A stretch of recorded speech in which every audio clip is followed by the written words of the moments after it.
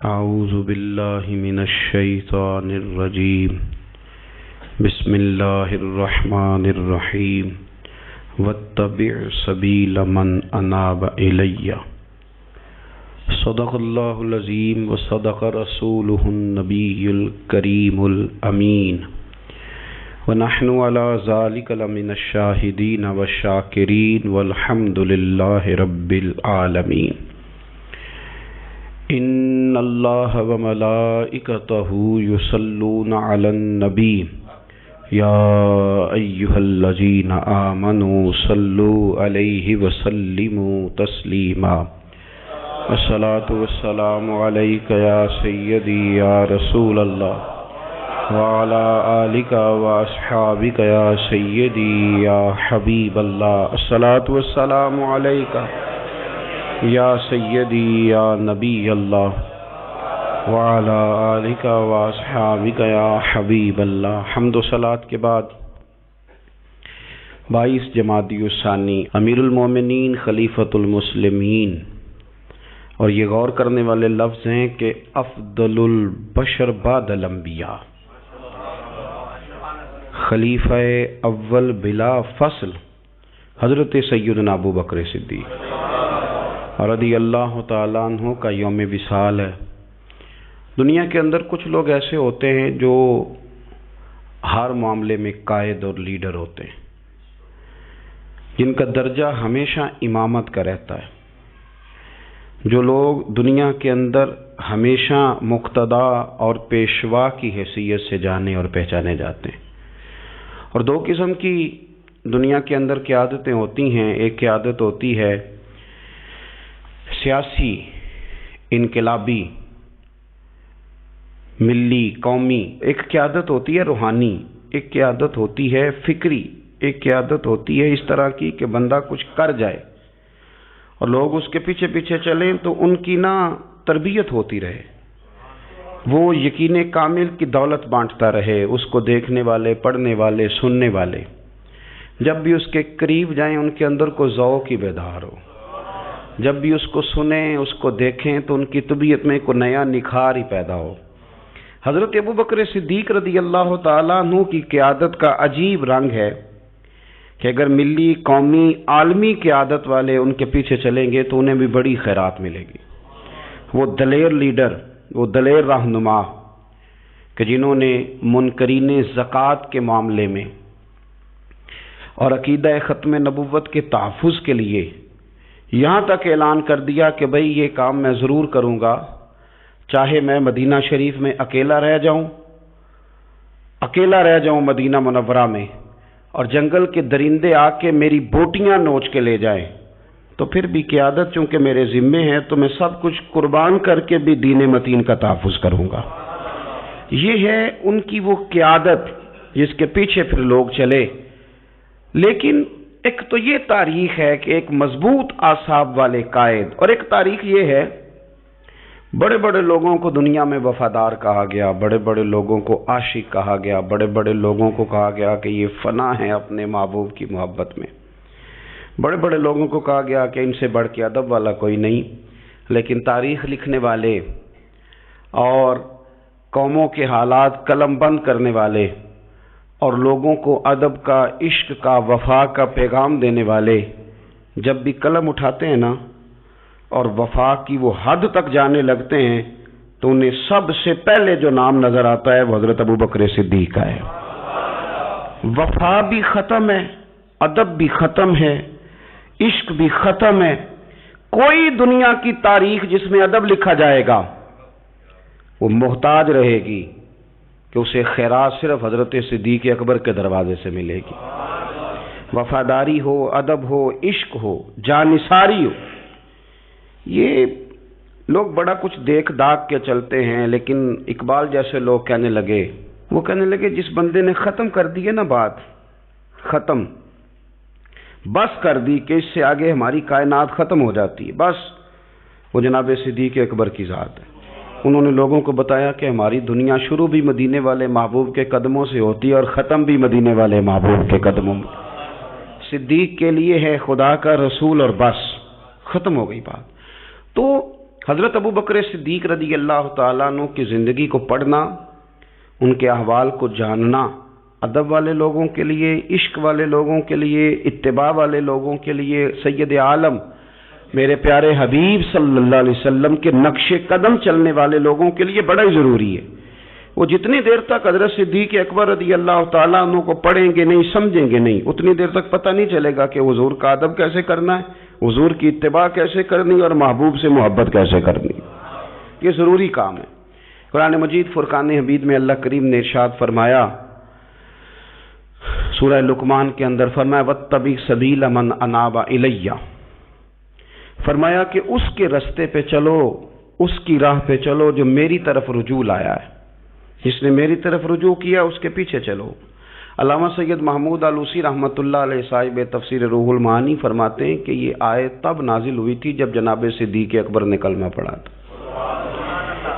آدمی جس لیول کا ہوتا ہے اس کی دوستیاں بھی اسی طرح کی ہوتی ہیں، اور جب کوئی بڑا آدمی کسی دینی اسلامی روحانی زندگی کو اپناتا ہے تو اس کے پیچھے چلنے والے بھی وہ زندگی اپنا لیتے ہیں۔ اسی لیے کہا گیا کہ لوگ اپنے سرداروں کے مذہب پہ ہوتے ہیں۔ حضرت سیدنا ابو بکر صدیق رضی اللہ تعالیٰ عنہ نے کلمہ پڑھا تو صاحب تفسیر روح المعانی ارشاد فرماتے ہیں کہ یہ بڑے گہرے دوست تھے حضرت ابو بکر صدیق کے، جو تاجر تھے نا بڑے بڑے مکے کے، چونکہ جناب صدیق اکبر بھی تاجر تھے۔ یہ تاجر سارے دوست تھے حضرت صدیق اکبر کے۔ کون کون؟ حضرت سیدنا عبد الرحمن ابن عوف رضی اللہ تعالیٰ عنہ، حضرت عثمان غنی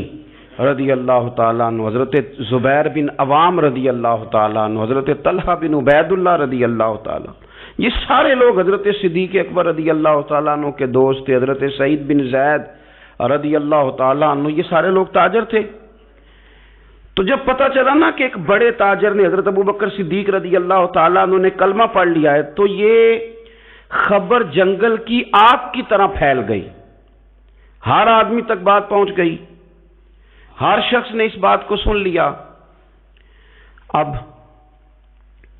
وہ سارے لوگ تصدیق کرنے کے لیے کہ یار بڑا سیاںا بندہ ہے، بڑا سمجھدار آدمی ہے، تاجروں میں اس کا بڑا نام ہے، کاروباری لوگ اسے بڑے قریب سے جانتے ہیں، تو وہ تصدیق کرنے کے لیے سارے لوگ جناب صدیق اکبر کے پاس آئے۔ حضرت صدیق اکبر سے تصدیق اس طرح کی سنی، اس طرح کی تصدیق سنی، اس طرح کی تصدیق سنی کہ پھر سارے ہی مدینے والے محبوب کا کلمہ پڑھ گئے، حضور کا کلمہ پڑھ گئے، بس تصدیق کرنے آئے، تصدیق کرنے آئے حضور سے۔ اور نبی پاک صلی اللہ تعالیٰ تیریاں ویکھ کے اداواں تے میں مرید ہی ہو گئی۔ پھر وہ سارے حضور سید عالم آئے تھے تصدیق کرنے۔ سودا لینے کے لیے بازار گئے ہم، پر ہاتھ اس کے بکے جس کے خریدار گئے ہم۔ تو وہ نا حضور کی غلامی میں آ گئے۔ تو سمجھ لیں اس بات کو اور اس پر غور کر لیں کہ نبی پاک علیہ الصلوۃ والسلام کے اس غلام کا یہ حال ہے کہ یہ کلمہ پڑھیں تو مکے کے بڑے بڑے تاجروں میں انقلاب برپا کر دیں۔ اتنا اثر ہوا باقی لوگوں پہ کہ وہ تصدیق کرنے آئے تھے، تصدیق کرنے، اور ایسی تصدیق انہوں نے کی، ایسی تصدیق کی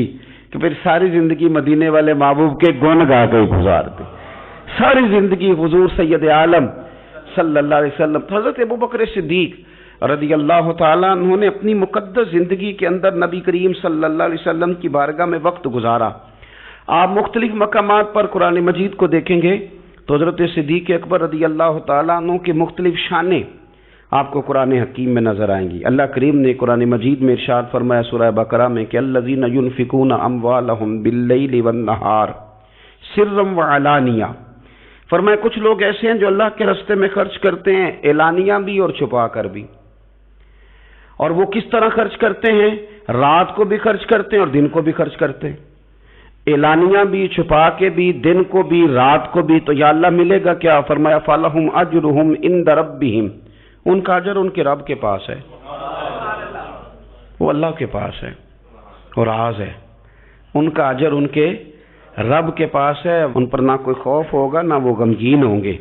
یہ وہ لوگ ہیں جو رات کو بھی خرچ کرتے ہیں، دن کو بھی خرچ کرتے ہیں، اعلانیہ بھی خرچ کرتے ہیں، چھپا کے بھی خرچ کرتے ہیں۔ تفسیر روح المعانی ہی کو آپ دیکھ لیں تو علامہ سید محمود آلوسی اندلسی رحمۃ اللہ علیہ فرماتے ہیں کہ حضرت صدیق اکبر کا ایک دفعہ خرچ تو ہمیشہ کرتے رہتے تھے، ایک دفعہ ارادہ بن گیا، اس آیت کے شان نزول میں لکھتے ہیں ایک دفعہ ارادہ بن گیا کہ میں نے 40,000 دینار خرچ کرنے اللہ کی بارگاہ، اور کرنے اس طرح ہے کہ دن کو بھی خرچ کرنے، اور اگر کوئی آدمی رات کو لینا چاہے تو اسے یہ نہ محسوس ہو کہ یہ تو صرف اجالے میں دینے والے ہیں، اگر کوئی رات کی تنہائی میں لینے آئے گا تو اسے بھی دیں گے، خرچ کریں گے اللہ کے رستے میں۔ اور 10,000 دینار، 40,000 کل دینے تھے، 10 خرچ کیے دن کو، 10 خرچ کیے رات کو، 10 اس وقت خرچ کیے جب ساری دنیا اعلان ہوتا ہے نا چندے کا تو سارے دے رہے ہوتے ہیں، 10 اس وقت خرچ کر دیا 10,000 دینار، اور پھر 10 چھپا کے خرچ کیا، 10 چھپا کے بھی خرچ کیا، یعنی اس وقت بیچ مجمع کے بھی دینا بعضوں کا بہتر ہوتا ہے کہ دوسروں کو بھی رغبت ہوتی ہے، کیونکہ ایک بندہ اگر کہیں خرچ کرتا ہے تو پھر دوسرے بھی دیکھ کے خرچ کرتے ہیں، تو جب سب دے رہے تھے تب بھی دیا، اور جب کوئی نہیں دے رہا تھا تو تب بھی دیا، اور دن کو بھی دیا اور رات کو بھی دیا، تو رب کریم نے پھر اس کا ذکر قرآن مجید میں فرما دیا۔ تو حضرت ابو بکر صدیق رضی اللہ تعالیٰ عنہ کی حیات مبارکہ کو آپ پڑھیں، اس پر آپ غور کریں، ایک مقام نہیں درجنوں مقامات آپ کو ایسے ملیں گے۔ اسی طرح امام فخر الدین رازی رحمۃ اللہ علیہ تفسیر کبیر میں فرماتے ہیں کہ یہ جو آیت ہے نا، ان الذین قالوا ربنا اللہ ثم استقاموا تتنزل علیہم الملائکہ، بے شک وہ لوگ جنہوں نے کہا کہ ہمارا رب اللہ ہے، پھر وہ اس پر قائم ہو گئے تو ان پر فرشتے اترتے ہیں، اور فرشتے کیا کہتے ہیں؟ اللہ تخافوا ولا تحزنوا، خبردار خوف نہ کرو، غم نہ کھاؤ، وابشروا بالجنۃ التی کنتم توعدون، اور خوش ہو جاؤ اس جنت پر، تمہیں خوشخبری دینے آئے ہیں اس جنت کی جس کا رب نے تمہارے ساتھ وعدہ کیا ہے۔ تو امام راضی کہتے ہیں یہ جو کہا نا کہ وہ لوگ جنہوں نے کہا اللہ ہمارا رب ہے، پھر وہ ڈٹ گئے، پھر ان پر فرشتے اترے اور فرشتے خوشخبری دینے کے لیے اترے، فرمایا یہ بھی حضرت ابو بکر صدیق کی شان میں نازل ہوئی ہے، اس لیے کہ حضرت صدیق اکبر نے اس وقت کلمہ پڑھا تھا جب کوئی اور کلمہ نہیں پڑھتا تھا، پہلے مسلمان حضرت صدیق اکبر آزاد مردوں میں سے پہلے مسلمان، آپ نے کلمہ پڑھا، رش دیکھ کے تو بھائی عام جگہ پہ بھی بڑے لوگ آ جاتے ہیں، لیکن تنہائیوں میں، ابتدا میں، بالکل شروع میں جس ہستی نے صرف جلوہ والضحیٰ دیکھا، آج لوگ بڑے جمہوریت پسند ہیں کہ ساری دنیا جدھر جائے گی ہم نے ادھر جانا ہے، جدھر رش زیادہ ہوگا اس وقت ہم چلیں گے، لیکن حضرت ابو بکر صدیق رضی اللہ تعالیٰ عنہ اس وقت کلمہ پڑھا جب اسلام پر تنہائیاں تھیں، غربتوں کا دور تھا، انہوں نے یہ نہیں دیکھا کہ ساری دنیا کدھر ہے، انہوں نے یہ دیکھا کہ میرے محبوب کی رضا کدھر ہے، اور پھر اس پر انہوں نے تکلیفیں برداشت کی، تکلیفیں پلیٹ میں رکھ کے نہیں غلامی مل جایا کرتی، تکلیفیں برداشت کی، مار بھی کھائی، مال بھی دیا، تکلیف بھی سہی، تانے بھی سہے، باتیں بھی سنی، قبیلے کے اندر سے بھی مخالفت ہوئی، باہر سے بھی مخالفت ہوئی، وہ ڈٹے رہے، تو رب فرماتے جب یہ ڈٹ گئے نا تو پھر میں نے بھی ان کی مدد کے لیے فرشتے نازل کر دیے، پھر اللہ تبارک و تعالیٰ نے انہیں کوئی لاوارث نہیں چھوڑا، پھر ان کی مدد اللہ نے اپنے فضل سے فرمائی۔ تو حضرت صدیق اکبر رضی اللہ تعالیٰ عنہ کی مقدس حیات مبارکہ، اس پر بے شمار فضائل میں آپ کو احادیث ملیں گی، بے شمار آپ کو آیات بینات ملیں گی۔ سمجھنے کی چیز یہ ہے کہ ان کی زندگی کو دیکھا جائے، پڑھا جائے۔ میں نے بڑا غور کیا ہے، جتنا کو میرا محدود سا مطالعہ ہے، جتنا کو میں فہم اور علم رکھتا ہوں، میں نے بڑا غور کیا ہے اور بڑی باریکی سے کیا ہے، اور ان کی زندگی کے شب و روز کو بار بار پڑھا ہے، اور وہ جتنے پیچ و تاب ہیں، ہجرت سے لے کر بدر تک اور بدر سے لے کر فتح مکہ تک، ہر میدان، ہر جگہ، ہر کوچہ، ہر نگر، تو ایک ہی بات سمجھ میں آئی ہے کہ جس طرح پروانہ چراغ کے گرد گھوم کے زندگی گزار دیتا ہے، گھوم کے زندگی گزار دیتا ہے، روشنی جہاں نظر آتی ہے تو پروانہ ساتھ ہی نظر آتا ہے، کہیں اور دکھائی دیتا ہی نہیں۔ اسی طرح میرے پیارے حبیب نبی کریم صلی اللہ تعالی علیہ وسلم کی نبوت کی روشنی کے گرد جو پروانہ دیوانہ وار ہمیں نظر آتے ہیں ان کا نام حضرت ابوبکر صدیق ہے۔ حضور کی رضا کو پا لینا، حضور کیا چاہتے ہیں اس چاہت کے مطابق کوشش کرنا۔ جس نے میرے نبی پاک علیہ الصلوۃ والسلام کے ساتھ عداوت رکھی اس کے ساتھ عداوت رکھنا، اسے اپنا دشمن جاننا۔ جس کے ساتھ میرے نبی کریم صلی اللہ تعالی علیہ وسلم کی غلامی کا رشتہ ہو گیا، جو حضور کا وفادار ہو گیا، اس کے ساتھ دست شفقت پھیرنا، اس سے پیار کرنا۔ حضور صلی اللہ علیہ وسلم نے خود فرمایا کہ میری امت پر سب سے زیادہ نرمی کرنے والے ابوبکر صدیق ہیں۔ اس کے ساتھ محبت کرنا، اس کے ساتھ پیار کرنا، اپنی ظاہری زندگی کو، اپنے وجود کو، اپنی خواہشات کو، اپنی اولاد کو، اپنے تعلق کو، سب کو پیچھے رکھ کے سب سے آگے اپنے محبوب کی ذات کو رکھنا۔ یہ کمال صرف حضرت صدیق اکبر ہی کو حاصل ہے۔ لوگ عمل کرتے ہیں پر مزیدار نہیں کرتے، چل پڑتے ہیں پر پورا نہیں چلتے، رشتہ بناتے ہیں پر سوچتے ہیں کہ اتنا ہی کافی ہے، اتنی زیادہ وفا اور اتنی زیادہ پیچھے چلنے کی کیا ضرورت ہے۔ لیکن حضرت ابوبکر صدیق رضی اللہ تعالیٰ نے جو رشتے بنائے، پھر وہ رشتے نبھائے، پھر انہوں نے حضور کی اس غلامی کو نبھا کے دکھایا۔ کلمہ پڑھا۔ ہمارے ایک بزرگ فرمایا کرتے تھے ابوبکر نے دوستی لگائی تھی مکے میں اور جوان کرائی بدر و احد خندق میں، اور فرماتے ہیں ساتھ نبھائی ہے قبر میں بھی۔ پانی پرنا سہیلیاں تے رنگا رنگ کڑے، او بھائی اسی تے پریا اس دا جانیے جس دا توڑ چڑھے۔ اور بڑی احتیاط کے ساتھ، بڑی احتیاط کے ساتھ، بڑی احتیاط کے ساتھ، اگر انہوں نے کبھی مشورہ بھی دیا نا، ایک جنگ کے موقع پہ حضور نے مشورہ مانگا تو عرض کی حضور آپ جیسے حکم کریں گے ہم ویسے ہی حاضر ہیں۔ اگر کبھی مشورہ مانگا بھی تو انہوں نے بڑا محتاط ہو کے بڑے احتیاط سے، کوئی زیادہ رائے نہیں، اس لیے کہ جس سے پر اعتماد زیادہ ہوتا ہے اس کی ذمہ داری بھی زیادہ ہوتی، جس سے محبت زیادہ کی جاتی ہے اس کی ڈیوٹی بھی زیادہ ہوتی۔ سب سیاں رل پانی نو چلیاں، کوئی مڑ سی پر کے، تے جنہاں نے پر کے سر تے چایا او قدم رکھن ڈر ڈر کے۔ انہیں پتہ تھا مجھ پر اعتماد زیادہ ہے، تو ان کی ذمہ داریاں، اس کا انہیں احساس، وہ ہر جگہ۔ یار بات کو سمجھو نا، اگر مدینے میں کوئی جنازہ ہے تو ابوبکر صدیق اس میں بھی پہلے نظر آتے ہیں،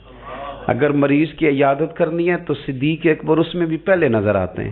اگر کسی جگہ کسی غریب کی مسکین کی خدمت کرنی ہے تو صدیق اکبر وہاں بھی پہلے نظر آتے ہیں، اور میرے مدینے والے محبوب نماز پڑھانے کے لیے کھڑے ہوتے ہیں تو صف میں بھی پہلے نظر آتے ہیں۔ انہیں پتہ تھا کہ جنہاں نے پر کے سر تے چایا اور قدم رکھن ڈر ڈر کے، بڑی ڈیوٹی کی، بڑی ڈیوٹی، آخر دن تک ڈیوٹی کی اور کھول کے کی۔ اور حضور سید عالم صلی اللہ تعالی علیہ وسلم کے وصال ظاہری کے بعد بھی حضور کے دین سے، حضور کی اولاد سے، حضور کے صحابہ سے، نبی کریم صلی اللہ تعالی علیہ وسلم کے مشن سے انہوں نے وفاداری والی ڈیوٹی کی۔ اور ابوبکر صدیق رضی اللہ تعالیٰ عنہ کو جب نور والے کفن میں لوگ تدفین کے لیے اٹھا رہے تھے، اور جب ان کی اس وصیت پر عمل کیا جا رہا تھا کہ مجھے نا فوراً نہ میری قبر کھودنا حضور کے ساتھ، پہلے پوچھ لینا، پہلے گواہی لے لینا، پہلے او لے سجنا اساں توڑ نہیں پائی، اساں جان دیتی راہ تیرے۔ حضرت ابوبکر صدیق رضی اللہ تعالیٰ عنہ نے اپنی زندگی وفاداری والی گزاری۔ دعا کریں ہم نے بھی جہاں لگائی ہے نا ہماری نبھ جائے، ہمارا نہ کسی جگہ کوئی ایسا معاملہ نہ بن جائے، ہم نہ نبھانے کے قابل ہو جائیں، کچھ ایسا نہ ہو جائے کہ جس میں معاملہ تکلیف والا ہو، ہم نہ طے کر جائیں۔ بڑی بڑی آندھیاں آتی ہیں، بڑے بڑے طوفان اٹھتے ہیں، بڑے بڑے دھوپ چھاؤں کے معاملات ہوتے ہیں۔ دعا کرو کہ جہاں جہاں ہم پر اعتماد کیا جاتا ہے، پیار کیا جاتا ہے، ہم اسے نبھا سکیں۔ میرے رسول کریم صلی اللہ تعالی علیہ وآلہ وسلم کے اس غلام نے ڈیوٹی اس ترتیب سے دی کہ مشکات میں حدیث ہے، ذرا انداز دیکھیے گا اس روایت کا، ان کی نیکیاں کس طرح گنی جائیں۔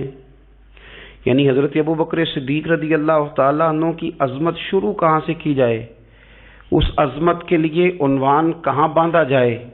ان کی زندگی کا کون سا پہلو ہے جس کا تذکرہ چھیڑا جائے اور ان کی وفا کا ذکر کیا جائے، ان کی اتباع کا ذکر کیا جائے، ان کی غلامی کا ذکر کیا جائے، ان کے فنا فی الرسول صلی اللہ علیہ وسلم ہونے کا ذکر کیا جائے، کہاں سے بات شروع کی جائے۔ میں نے تفسیر روح البیان دیکھ رہا تھا، یعنی کچھ باتیں ایسی ہیں کہ یہ موقع نہیں تھا یار، یہاں یہ والی باتیں تو نہیں نہ ہوتی۔ یعنی اماں جب لاڈ سے پتر سے بات کرتی ہے تو روٹین میں کرتی ہے نا، گھر میں بیٹھے کتنا پیارا ہے میرا بیٹا، میرا پتر بڑا بیبا ہے، وہ گھر میں لاڈ سے بات کرتی ہے۔ جب وہ سفر پہ انسان جا رہا ہو یا کوئی ایمرجنسی حالات ہوں تو اس موقع پر لاڈ کی باتیں نہیں ہوتی، اس موقع پر بڑی میٹھی، بڑی شستہ، بڑی الگ تھلگ باتیں نہیں ہوتی۔ علامہ اسماعیل حقی رحمۃ اللہ علیہ تفسیر روح البیان کے اندر فرماتے ہیں کہ جنگ بدر کے اندر نا حضرت ابو بکر صدیق رضی اللہ تعالیٰ عنہ کے صاحبزادے، وہ پہلے بھی آپ نے سنا ہوا ہے، بڑی معروف بات ہے کہ وہ کافروں کی طرف سے آئے تھے لڑنے کے لیے، ابھی کلمہ نہیں پڑھتے تھے، بعد میں اللہ نے توفیق دی وہ بھی مسلمان ہو گئے۔ وہ کافروں کی طرف سے جب آئے اور انہوں نے للکارا انہوں نے، تو حضرت صدیق اکبر نے نا جلدی سے تلوار اٹھائی اور اٹھنے لگے، کہا یا رسول اللہ مجھے اجازت دیں میں اس کی گردن کاٹ کے لاؤں۔ تو حضور نے فرمایا ابو بکر آپ بیٹھ جائیے۔ حضور وہ للکار رہے ہیں، جس طرح والد کو غصہ زیادہ نہیں ہوتا بچے کی کسی غلطی پر، تو کہا حضور میں نے جانا ہے، ابھی اس کی گردن کاٹ کے لاتا ہوں۔ فرمایا ابو بکر بیٹھ جائیے۔ حضرت صدیق اکبر کی طبیعت کے اندر جب حضور نے وہ جلال دیکھا اور خیال دیکھا کہ اب تو یہ جانا ہی چاہ رہے ہیں، تو حضور نے پھر کیا انداز اختیار کیا، نبی کریم علیہ السلام نے فرمایا ابو بکر بیٹھ جا، تیری ابھی بڑی ضرورت ہے، فرمایا تیری وجہ سے ابھی ہم نے بڑے نفع اٹھانے۔ اور پھر حضور نے فرمایا ابو بکر جس طرح میرے لیے میری آنکھیں اور میرے کان ہیں نا، جس طرح میرے لیے میری آنکھیں اور میرے کان ہیں، اسی طرح ابو بکر تو بھی میرے لیے یہی حیثیت رکھتا ہے۔ جس طرح بندہ آنکھوں سے دیکھتا ہے، کانوں سے سنتا ہے، اللہ کرے آپ کو سمجھ آئے، آنکھوں سے دیکھتا ہے اور کانوں سے سنتا ہے، فرمایا ابو بکر تو میرے لیے اسی طرح ہی ہے، گویا میں تیری صورت میں ہی تو دنیا کو دیکھتا ہوں۔ تو عشق میں، پیار میں، وارفتگی میں جو اللہ تعالیٰ نے اعزاز انہیں عطا فرمایا وہ ہمیں سکھا گئے کہ حضور کی محبت میں جینا کیسا ہے، اس محبت کو نبھانا کیسے ہے، اور اس کے اندر تا دم آخری